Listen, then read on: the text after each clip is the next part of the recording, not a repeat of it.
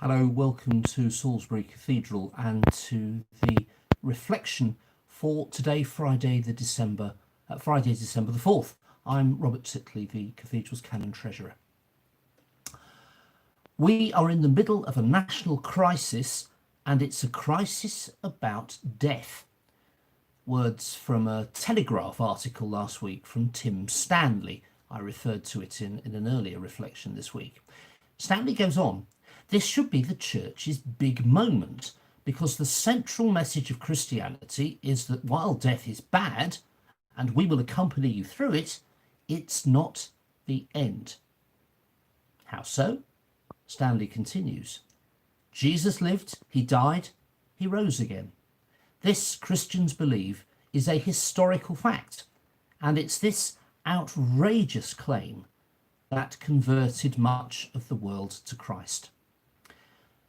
I said I'd tackle this part of Tim Stanley's article today, today being a good day to do it as a Friday, because each Friday is a reminder of Good Friday, the day on which Jesus did indeed die. It's also a good day because it's December the 4th, a significant day in the calendar of Salisbury Cathedral, because it's on this day in 1099 that St Osmund's body was buried at our old site in Old Sarum. His remains were moved to the present cathedral site in the 1220s. In 1457 he was finally made a saint, and a great shrine was raised over his tomb in what we now call the Trinity Chapel, and it was there until the removal of the shrine in the years of the Reformation, the mid-1500s. And it might concentrate our thinking helpfully to ask the question, where is Osmund now? We know where his bones are, roughly. They are somewhere beneath the underfloor heating in the Trinity Chapel. But where is he? Or is he so inextricably bound up with the decomposing bones of his body that it's a meaningless question? There is no Osmund now that the earthly life of Osmund has come to an end. If you ask about Christianity and life after death, and you turn to the Bible, you're in for a really interesting quest. For most of the Bible, the Hebrew scriptures, what is called sometimes in Christian language the Old Testament, there is no evidence of an explicit belief in life beyond death, though there are some hints that tend in that direction. It's in Jewish literature later than the documents in the Hebrew scriptures, that you find explicit claims about life after death, stimulated or provoked by the death of Jewish martyrs. When you come to the New Testament, you find a fervent belief in life after death. That's our shorthand. You never actually see that or hear that phrase in any of the Bible. But there is a fervent belief in it, and so here Tim Stanley is absolutely on the money, because the New Testament is entirely refracted through the resurrection, the conviction that Jesus, who died on Good Friday, God raised from the dead. Well, that was then. What about us? Death is something that many of us have trouble talking about, perhaps thinking about.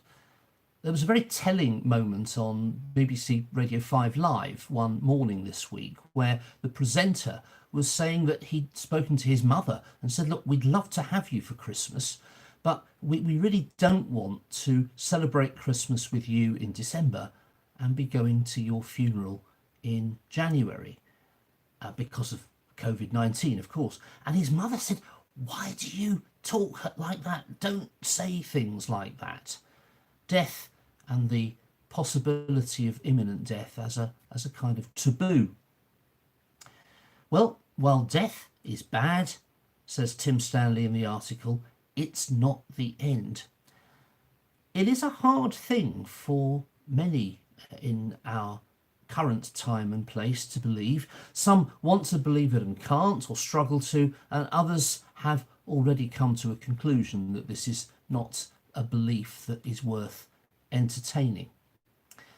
Now, it's not a new thing, and there's some comfort to be had in that.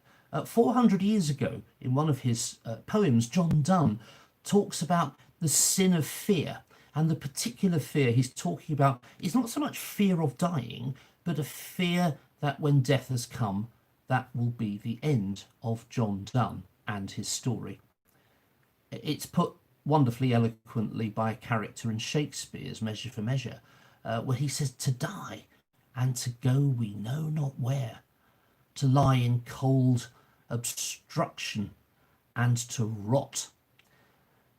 The character goes on to say there's pretty much nothing in life that can that can be as terrifying as that thought. The worst of life is paradise compared to what we fear of death.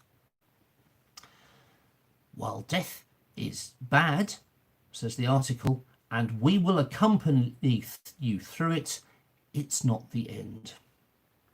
Well, how might Christian faith, how might the Church of Christ accompany you or me through death? Well, that may be a very slightly academic question, because the fact that you are watching this and that I am saying this into my phone is proof that death for you and for me lies in the future, perhaps the next few moments, perhaps many decades away.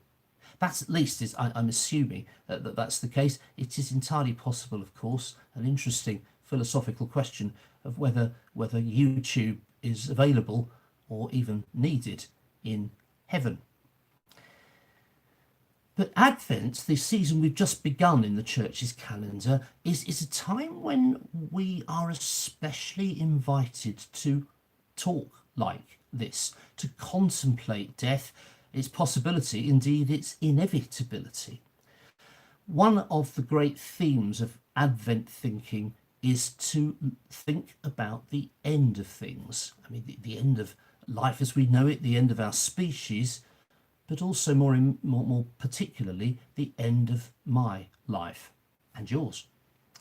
So the first thing to do in this Advent frame of mind as we contemplate death is to name it, to put aside the euphemisms of passing or passing away, but to use the D word. The Bible is not shy of talking about death. Neither should you be, neither should I.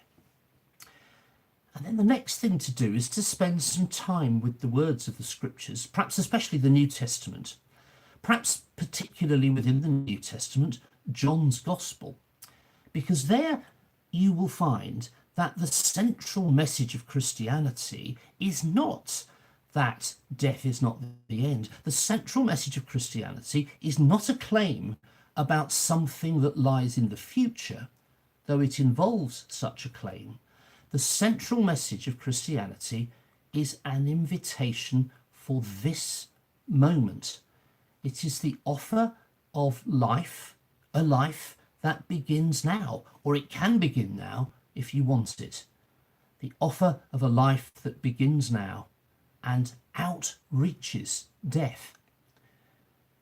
When Jesus is talking and praying, when he is himself just a few hours, the night before, away from his death, he prays to his Father, "This is eternal life, that they may know you, the only true God, and Jesus Christ, whom you have sent."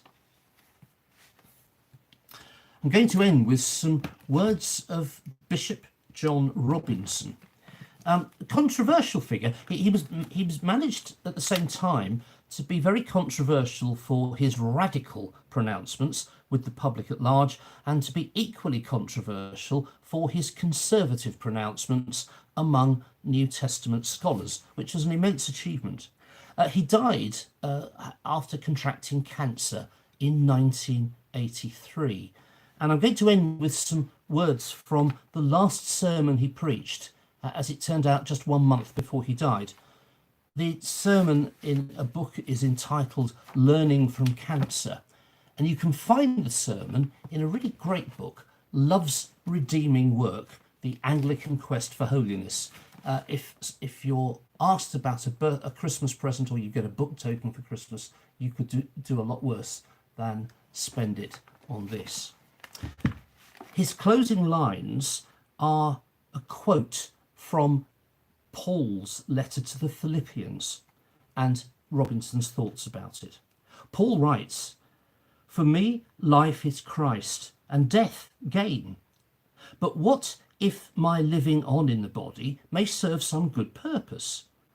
Which am I to choose? I cannot tell.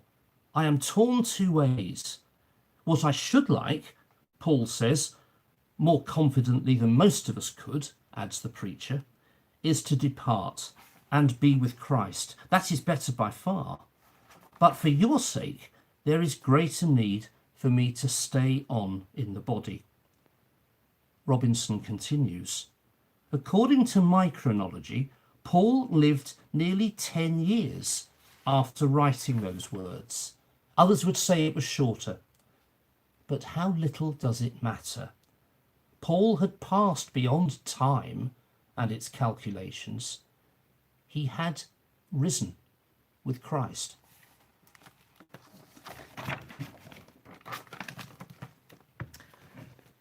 As we remain within time and its calculations, thank you for spending some time with Salisbury Cathedral today. And with prayers and best wishes for Advent, may God be with you.